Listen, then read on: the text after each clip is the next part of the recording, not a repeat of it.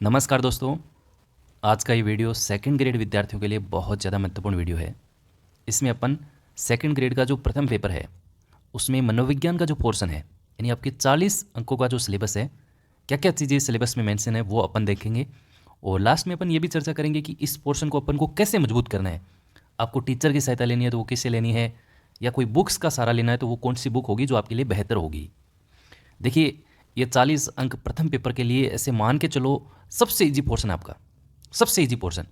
और आप इसको इग्नोर भी नहीं कर सकते, इग्नोर भी नहीं कर सकते, क्योंकि ये मजबूत होगा तो पेपर का लेवल जो है वो अपने आप ऊपर उठेगा। क्योंकि सारी चीज़ें आपने पढ़ रखी हैं, ग्रेड थर्ड में चीज़ें पढ़ी थी, रीट में पढ़ी थी, वही चीज़ें इसमें। लेकिन एक चीज़ का विशेष ध्यान रखना है, सिलेबस जो है वो आपके जहन में होना चाहिए। आप जब भी पढ़ते हैं, कई बार हम अपन किताबें ले आते हैं मार्केट से, सिलेबस से मैच नहीं करते हैं, प्रीवियस ईयर क्वेश्चन से एनालिसिस नहीं करते हैं, तो उन चीज़ों का पढ़ने का कोई मतलब नहीं है। आज का समय ये है, देखो पिछले साल का पेपर आपने देखा होगा, मैं ये कहूँगा कि पेपर का लेवल आसान था। 14 से 15 क्वेश्चन आप नॉर्मल पढ़ के भी जाएंगे तो हो जाएंगे। लेकिन क्या इतना ही सफिशियंट है? क्या इतना ही सफिशियंट है? अगले जो 5 से 6 क्वेश्चन हैं, यदि वो सही होते हैं तो आप कितनों से अलग होंगे, कितनों से अलग होगी। अभी तो भर्ती की सूचना ही नहीं है, भर्ती आएगी, एग्ज़ाम होगा, टाइम लगेगा, बीच का टाइम पीरियड है, तो इस टाइम पीरियड में आप क्या करोगे? ये मनोविज्ञान बेहतर नहीं हो सकती क्या? क्या आप इन 5 से 6 क्वेश्चन पे काम नहीं कर सकते क्या? बाकी तो आपके सारी चीज़ें क्लियर ही हैं, सारी चीज़ें क्लियर हैं। आपने बस ऐसे छोड़ रखा है कि यार ये चीज़ें तो अपन ऊपर ऊपर से पढ़ ली है, अच्छे से अपन कर देंगे, लेकिन वो चीज़ें नहीं हैं। प्रीवियस ईयर क्वेश्चन पे काम कीजिए अच्छे से। वो 5-6 क्वेश्चन जो नहीं हो रहे उस पे काम कीजिए। कोई थ्योरी कमज़ोर है तो उसको मजबूत कीजिए, क्योंकि देखिए जैसे जैसे समय बदलाव हो रहा है, पेपर का पैटर्न जो है वो भी धीरे धीरे बदल रहा है, तो निश्चित तौर पे आगे आने वाले पेपर भी आप देखेंगे अच्छे अच्छे लेवल के क्वेश्चन आपको देखने को मिलेंगे। तो पूरा सिलेबस एक बार देखते हैं, लास्ट में अपन चर्चा करेंगे। एजुकेशनल साइकोलॉजी, मोटे मोटे आपके 8 टॉपिक हैं सेकंड ग्रेड के अंदर, जिसमें आपका सबसे पहला पॉइंट है एजुकेशनल साइकोलॉजी यानी शिक्षा मनोविज्ञान। सबसे पहला पॉइंट यही है, यहाँ से ही आपको स्टार्ट करना है कि शिक्षा मनोविज्ञान क्या है, शिक्षा मनोविज्ञान क्या नहीं है, अप्लाइड है, शुद्ध मनोविज्ञान है, या विस्तृत मनोविज्ञान है, एक मानक मनोविज्ञान है। ये सारी चीज़ें इसके अंदर आती हैं, अच्छे से पढ़नी है इसमें। इसका अर्थ क्या है, मीनिंग का मतलब अर्थ क्या है, स्कोप, इसके क्षेत्र कितने हैं, है ना, इसका दायरा क्या है, implication for teacher in classroom situation. इस लाइन का मतलब ये है कि यहाँ से एक अप्लाइड क्वेश्चन आपसे बनेगा, जैसे सेकंड फर्स्ट ग्रेड में बनता है वैसा बन सकता है कि एक टीचर जो है वो यदि शिक्षा मनोविज्ञान को जानता है तो क्लास में किस प्रकार से इम्प्लीकेशन कर सकता है ना। तो ये चीज़ें हैं, बहुत अच्छा पॉइंट है, एक बार पढ़ेंगे तो ये टॉपिक क्लियर हो जाएगा। एक बार पढ़ेंगे, प्रीवियस ईयर क्वेश्चन भी इसमें देखने हैं। और इसमें एक चीज़ ध्यान रखना, इसमें परिभाषाएं जो हैं वो इंपॉर्टेंट है। फर्स्ट ग्रेड में परिभाषाएं ज़्यादा आती हैं तो वो भी आप देखना, क्योंकि ट्रेंड बदल रहा है, तो आपके आ सकते हैं सेकंड ग्रेड में। दूसरा जो टॉपिक है, दूसरी जो यूनिट है वो है डेवलपमेंट की, विकास वाली। इसमें देखिए concept of growth and development यानी वृद्धि और विकास की जो अवधारणा है वो आपको पढ़नी है। एक मतलब ये 10 मिनट से आपका ये टॉपिक क्लियर हो जाएगा। इसमें वृद्धि क्या है, डेवलपमेंट क्या है, सतत है, रेखीय है, जीवन पर्यंत चलने वाली प्रक्रिया है, सीमित है, व्यापक है, वो सारी चीज़ें इसमें आपको एक अंतर करके आपको देखनी है। कोई दिक्कत नहीं यहाँ तक।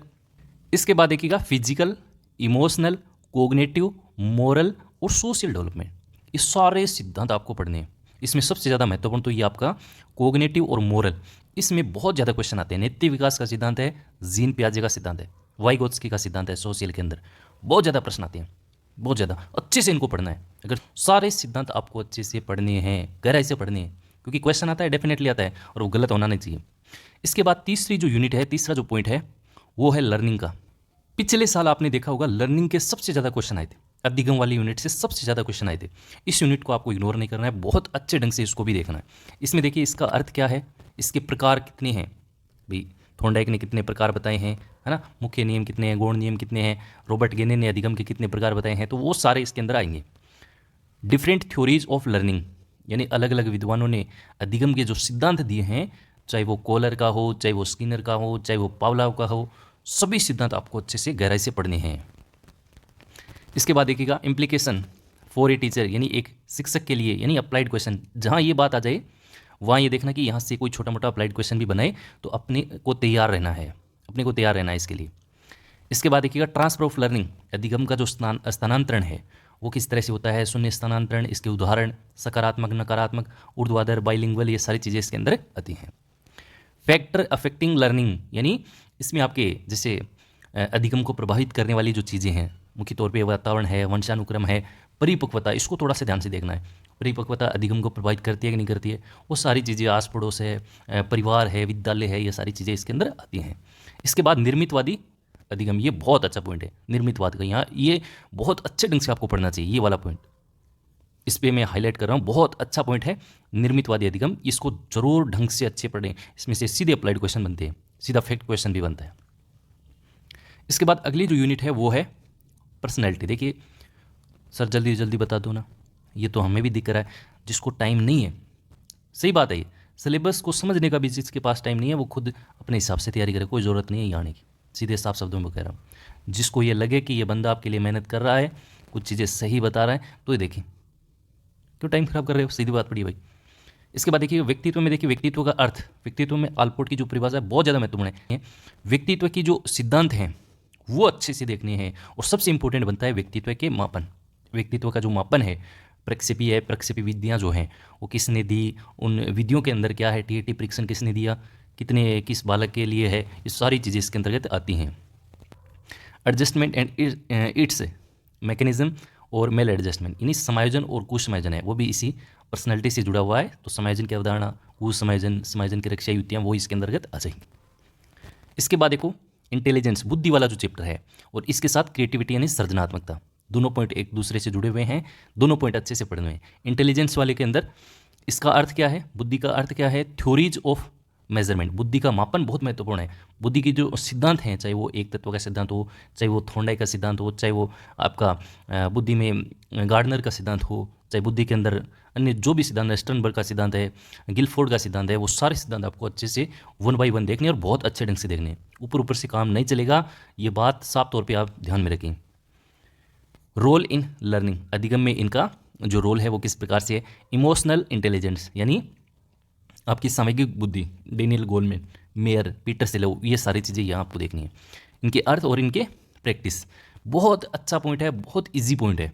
जीरो से आप जब इस टॉपिक को पढ़ेंगे और 100% होने तक इसको ख़त्म करेंगे तो आपको बहुत अच्छी सी चीज़ें जो है वो दिमाग में बैठेंगी। इसके बाद देखो अभिप्रेरणा, अभिप्रेरणा अधिगम का सर्वोत्तम राजमार्ग है, स्किनर का कथन।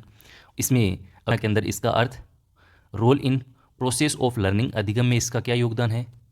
अचीवमेंट मोटिवेशन, यानी उपलब्धि अभिप्रेरणा, मैक्लिगन का जो दिया हुआ है। इसमें अभिप्रेरणा के जो आंतरिक और बाह्य प्रकार है वहाँ से अप्लाइड क्वेश्चन बनता है, तो वो जरूर देखें। इसमें अप्लाइड क्वेश्चन आपका एक डेफिनेटली बनता है, वो देख लीजिएगा। अभिप्रेरणा के सिद्धांत में भी आपको उपलब्धि अभिप्रेरणा है उसको अच्छे से देखना है। तो ये है आपका मोटिवेशन का। और इसके बाद है इंडिविजुअल डिफरेंसेज, यानी व्यक्तिगत विभिन्नता। इसमें इसका अर्थ क्या है, स्रोत क्या है। एजुकेशन ऑफ चिल्ड्रन, यानी बालकों की जो शिक्षा है, विथ स्पेशल नीड, यानी विशेष आवश्यकता वाले बच्चे हैं उनको आपको देखना है। गिफ्टेड, यानी प्रतिभाशाली बालक है। स्लो लर्नर, जो धीमी गति से सीख रहा है उसको देखना है। और अपराधी बालक, यानी इस यूनिट के अंदर आपको व्यक्तिगत विभिन्नता आपको देखनी है। विशिष्ट बालक जो हैं, जैसे प्रतिभाशाली बालक है, धीमी गति से सीखने वाला बालक है, अपराधी बालक है, वो इसके अंदर आपको देखने हैं। इसके बाद लास्ट जो यूनिट है वो भी बहुत ज़्यादा महत्वपूर्ण है, concept and implication in education of self concept, यानी शिक्षा में कुछ कॉन्सेप्ट हैं, जैसे आपका सेल्फ कॉन्सेप्ट, यानी आत्म संप्रति क्या है, आत्म संप्रति की अवधारणा क्या है, वो आपको अच्छे से आनी चाहिए। एटीट्यूड, इंटरेस्ट, हैबिट, एप्टीट्यूड और सोशल स्किल, यानी सामाजिक कौशल। यानी इसमें आपके एक तो देखिए रुचि क्या है, अभिवृत्ति क्या है, अभिवृत्ति, एटीट्यूड और एप्टीट्यूड, इन दोनों में बेसिक अंतर क्या है, कौन सी विशेष योग्यता है, कौन सी एक पसंदगी और नापसंदगी की चीज़ें हैं, तो वो सारी चीज़ें इसमें आपको देखनी है। और निश्चित तौर पे इसमें से यहाँ से हर पॉइंट से क्वेश्चन आता है, चाहे वो एटीट्यूड से हो चाहे वो एप्टीट्यूड से हो। अच्छे से एक एक पॉइंट को आपको अच्छे से समझना है, वो करना है आपको। तो ये है आरपीएससी सेकंड ग्रेड का शिक्षा मनोविज्ञान का पूरा एनालिसिस, यानी पूरा सिलेबस। अब देखिए इसको कवर कैसे करना है। देखिए एक तो देखिए पुराने स्टूडेंट, पुराने जो विद्यार्थी हैं उनको तो किसी प्रकार की क्लास लेने की आवश्यकता नहीं है, क्योंकि जितना टीचर ने पढ़ाया है उतना आपके जहन में है। आपको खुद को 2 कदम आगे बढ़ के कोई अच्छी किताब, जैसे अच्छी किताब तो आप क्या कहेंगे, 11th और 12th की जो एनसीईआरटी आती है उसमें कोई अलग पॉइंट है, इन टॉपिकों से संबंधित कोई 2 बातें अलग हैं, तो वो थोड़ी सी आप पढ़ सकते हैं। इसके अलावा आप प्रैक्टिस ही करें, प्रैक्टिस ही आपको परफेक्ट बना सकती है। और जो नए विद्यार्थी हैं वो पहले तो भाई साहब इन सब के जो अर्थ हैं, अभिप्रेरणा होती क्या है, व्यक्तित्व है क्या, ये सब अच्छे से पढ़ें, क्योंकि उनको कुछ पता ही नहीं है तो गाइडें समझ में नहीं आएंगी। गाइडें आप लेने को ले सकते हैं, जैसे सेकंड ग्रेड में कोई भी गाइड, चाहे वो धीर सर की हो, चाहे वो आपकी वंदना जादौन की हो, चाहे सिकवाल की हो, चाहे आर के वैष्णव की हो, किसी की भी पुस्तक हो, अगर वो अच्छे से सिलेबस को कवर कर रही है, सिलेबस के अलावा उसमें कोई चीज़ें है नहीं, तो वो आपके लिए बेस्ट है। सिलेबस से मिलान करना कि यार ये अपने सिलेबस है, इससे जुड़ा हुआ ये इसमें पॉइंट है ही नहीं, तो क्या लेने का फ़ायदा।